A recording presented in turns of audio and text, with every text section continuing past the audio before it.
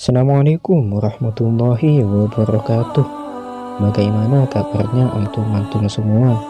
Semoga baik-baik saja. Bulan Muharram adalah salah satu bulan yang paling mulia di antara 12 bulan. Sedangkan bulan yang mulia lainnya adalah bulan Rajab, Dzulhijjah, Dzulqa'dah, dan bulan Muharram. Di bulan Muharram ini terdapat peristiwa-peristiwa penting dalam sejarah Islam. Di antaranya, kami merangkum ada 5 kejadian luar biasa yang terjadi pada bulan Muharram yang bertepatan tanggal 10 Muharram atau yang disebut hari Asyura.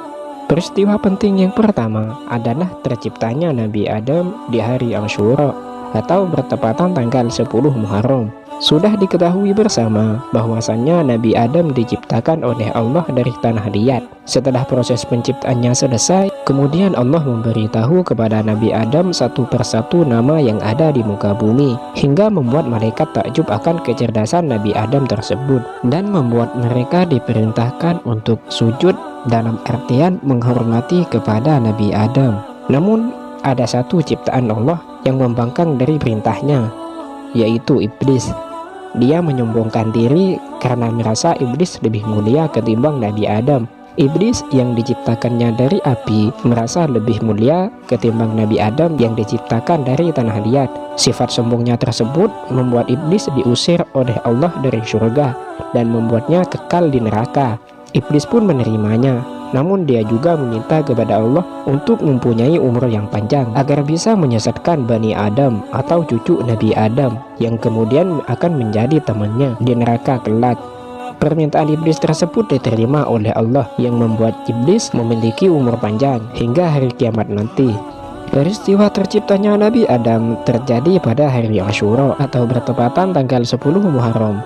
Peristiwa penting dalam sejarah Islam yang kedua yaitu diterimanya taubat Nabi Adam. Setelah 300 tahun lamanya beliau bertaubat.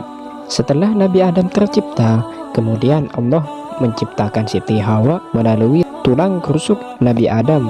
Mereka tinggal di dalam surganya Allah. Mereka hidup bahagia di sana. Apapun yang ada di surga, mereka boleh mengambilnya atau memakannya. Hanya satu larangan yang dilarang oleh Allah, yaitu mendekati apalagi sampai memakan buah khuldi. Sampai suatu ketika iblis datang menghasut Nabi Adam dan Siti Hawa agar mau memakan buah khuldi.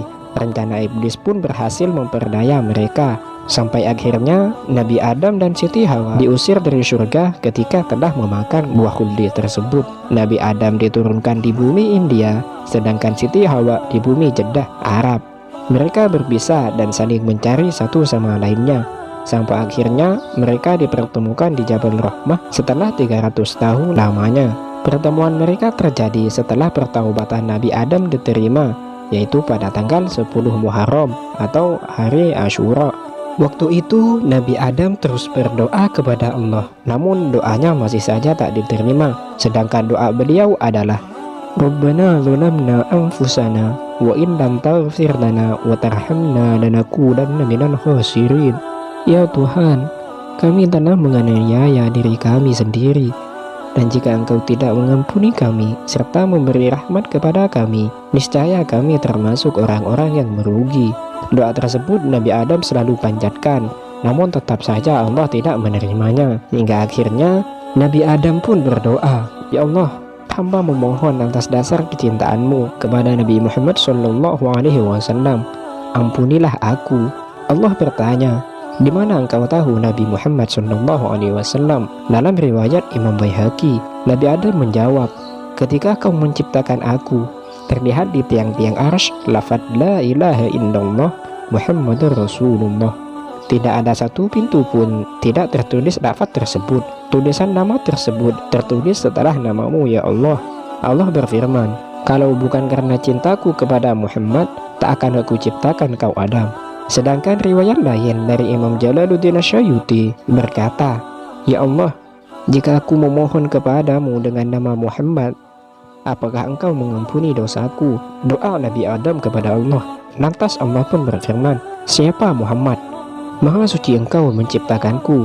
Aku tengadahkan menghadap arsy-Mu terdapat kalimat la ilaha illallah Muhammadur Rasulullah. Tidak ada yang lebih tinggi derajatnya kecuali yang namanya bersanding dengan namamu. Jawab Nabi Adam. Lantas Allah berfirman, "Hai Adam, dialah nabi terakhir dari keturunanmu. Jika bukan karenanya, aku tidak akan menciptakanmu." Setelah berdoa bertawassul kepada Nabi Muhammad, Allah pun menerima doa Nabi Adam. Itulah peristiwa penting yang kedua yang terjadi di bulan Muharram, yaitu hari Asyura, di mana taubatnya Nabi Adam diterima oleh Allah karena menyebut nama Nabi Muhammad SAW yang bersanding dengan nama Allah Subhanahu wa Ta'ala. Peristiwa penting yang ketiga yaitu kapan Nabi Nuh berlabuh di Bukit Judi. Nabi Nuh alaihi salam diutus oleh Allah untuk mengajak kaumnya menyembah Allah Subhanahu wa Ta'ala, dan selama lebih dari 900 tahun berdakwah, Nabi Nuh alaihi salam hanya mendapat pengikut sebanyak 70 orang dan 8 anggota keluarganya. Hingga akhirnya beliau memohon kepada Allah agar kaumnya yang suka membangkang itu diberikan pelajaran agar mereka mau menyembah Allah. Doanya pun dikabulkan oleh Allah Subhanahu wa Ta'ala. Beliau diperintahkan untuk membuat sebuah kapal sebagai persiapan bila siksaan Allah telah datang berupa banjir bandang. Di dalam kapal tersebut nantinya diikut sertakan pula semua spesies binatang secara berpasang-pasangan. Setelah semuanya telah siap, pengikut Nabi Nuh dan hewan-hewan tanah naik ke kapal. Tak lama kemudian turunlah hujan lebat sehingga mengakibatkan banjir besar. Selain dari mereka yang berada di atas kapal, tak ada yang selamat dari banjir tersebut, termasuk anak beliau yaitu Kan'an. Dan ketika banjir telah reda, kapal Nabi Nuh kemudian terdampar atau berlabuh di sebuah bukit yang tinggi yang bernama Bukit Judi. Peristiwa ini secara lengkap terdapat dalam Al-Quran. Peristiwa berlabuhnya kapal Nabi Nuh di Bukit Judi terjadi pada hari Asyura, yaitu tanggal 10 bulan Muharram. Peristiwa penting dalam sejarah Islam yang keempat yaitu selamatnya Nabi Ibrahim dari siksa Raja Namrud. Nabi Ibrahim merupakan salah satu dari 25 nabi yang wajib diimani oleh kita sebagai umat manusia. Di antara mukjizat yang beliau miliki adalah dapat terbebas dari api yang membakarnya. Pada masa itu, Nabi Ibrahim hidup bersamaan dengan berkuasanya Raja Namrud yang zalim di Babilonia. Para penduduk di Babilonia ini tidak menyembah Allah, melainkan menyembah berhala, bulan, matahari, bahkan menyembah Raja Namrud sendiri. Namun beliau dengan sabar membimbing dan mengajarkan kepada penduduk Babilonia untuk beriman kepada Allah. Pada suatu hari, tibalah perayaan musim semi di Babilonia. Semua penduduk pergi untuk merayakannya, sedangkan Nabi Ibrahim sendiri pergi untuk menghancurkan berhala-berhala sesembahan yang berdiri megah. Namun tak semua berhala yang Nabi Ibrahim hancurkan. Beliau menyisakan satu berhala yang paling besar dan menaruh kapak beliau untuk menghancurkan berhala tadi dan dikalungkan kepada berhala tersebut. Keberanian Nabi Ibrahim ini membuat Raja Namrud murka. Oleh sebab itu, Raja Namrud memerintahkan seluruh pengawal serta kaumnya untuk mencari dan menangkap Nabi Ibrahim. Saat orang-orang beramai-ramai mencarinya, kesempatan tersebut justru dimanfaatkan oleh Nabi Ibrahim untuk berkumpul dalam satu tempat. Beliau memiliki tujuan untuk mengemukakan alasan mengapa berhala dan patung tersebut tak pantas untuk disembah. Nabi Ibrahim yang dianggap sebagai perusak berhala-berhala tersebut pun dipanggil untuk diadili. Mereka bertanya, "Apakah kamu yang melakukan perbuatan ini terhadap sesembahan kami, wahai Ibrahim?" Lantas Nabi Ibrahim menjawab, "Sebenarnya patung terbesar itulah yang melakukan hal ini. Cobalah tanyakan kepada benda itu jika memang dapat berbicara." Mereka pun mulai tersadar, lalu dengan kepala tertunduk mereka berkata, "Sesungguhnya kamu telah menyadari bahwa berhala-berhala itu memang tidak dapat berbicara." Lantas Nabi Ibrahim berkata, "Lalu mengapa kalian menyembah kepada yang selain Allah?" Mendengar pernyataan Nabi Ibrahim, para pengikutnya tersadar dan terpikir oleh mereka Tuhan yang selama ini disembah tidak dapat melihat, mendengar, dan bergerak. Hal ini membuat Raja Namrud menjadi semakin murka. Mendengar perkataan Nabi Ibrahim yang mampu memengaruhi sebagian masyarakat membuat Raja Namrud menjatuhkan hukuman dengan membakarnya hidup-hidup. Di saat Nabi Ibrahim hendak dilempar ke perapian, sosok malaikat hadir untuk menawarkan pembebasan untuk Nabi Ibrahim supaya dapat melarikan diri menghadapi hukuman kaumnya.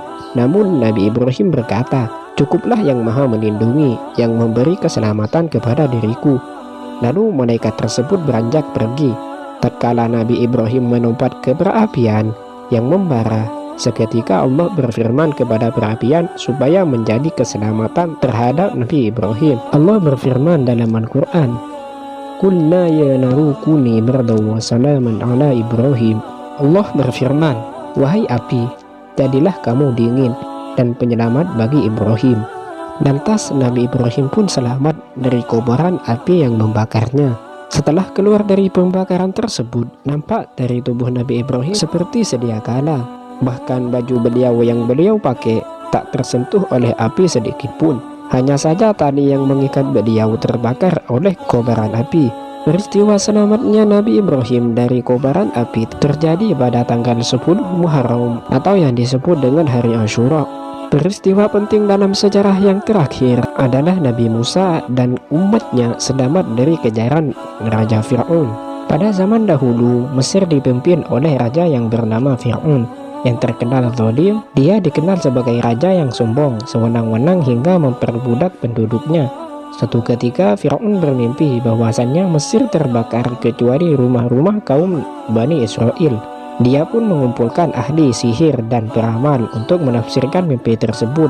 Para peramal mengartikan bahwa akan lahir seorang bayi laki-laki keturunan Bani Israel yang akan membinasakan penduduk Mesir.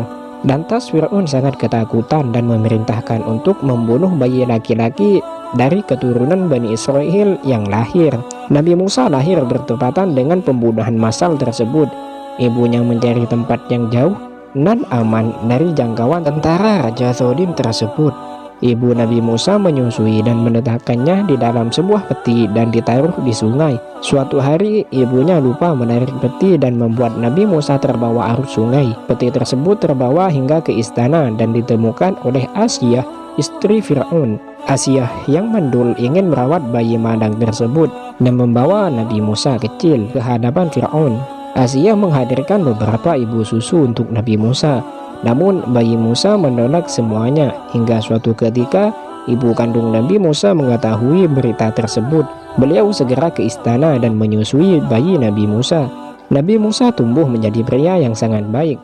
Selama bertahun-tahun beliau beserta pengikutnya bersabar dalam menghadapi kekejaman Fir'aun. Pada puncaknya, Fir'aun mengakui dirinya sebagai Tuhan. Atas izin Allah, Nabi Musa dan pengikutnya pergi dari Mesir untuk menuju Syam. Mendengar kabar kepergian Nabi Musa, Raja Fir'aun murka dan bersama tentaranya mengejar Nabi Musa. Saat Fir'aun dan bala tentaranya hampir menyusul rombongan Nabi Musa, perjalanan mereka terhambat lautan yang sangat luas. Turunlah wahyu dari Allah Subhanahu wa Ta'ala kepada Nabi Musa. Allah berfirman dalam Al-Quran yang artinya, "Pukullah lautan itu dengan tongkatmu." Maka terbelahlah lautan itu, dan tiap-tiap belahan adalah seperti gunung yang besar. Lautan pun terbelah. Nabi Musa dan rombongannya bergegas melintasi lautan, disusul oleh Fir'aun beserta bala tentaranya. Nabi Musa dan pengikutnya berhasil melewati lautan. Kemudian lautan kembali seperti semula setelah Nabi Musa kembali memukul tongkatnya kepada tanah. Lautan pun kembali seperti semula, sedangkan Fir'aun dan bala tentaranya binasa karena tenggelam di dalam lautan tersebut. Itulah 5 peristiwa penting yang terjadi dalam sejarah Islam. Perlu diketahui bahwasanya tak hanya dari 5 kejadian peristiwa ini, melainkan masih banyak lagi peristiwa-peristiwa penting yang terjadi di dalam sejarah Islam yang bertepatan tanggal 10 Muharram yang disebut dengan hari Asyura. Sedangkan peristiwa lainnya yang tak lain adalah Nabi Yunus selamat dari perut ikan besar, Nabi Yusuf bebas dari penjara, penyakit Nabi Yakub disembuhkan oleh Allah, dan peristiwa penting dalam sejarah lainnya. Wallahu a'lam bishawab. Cukup sekian video kali ini. Semoga kita bisa mengambil pelajaran dari video ini, dan semoga yang menonton video ini akan bertambah keimanannya kepada Allah Subhanahu wa Ta'ala. Jangan lupa subscribe, like, and share jika video ini bermanfaat. Assalamualaikum warahmatullahi wabarakatuh.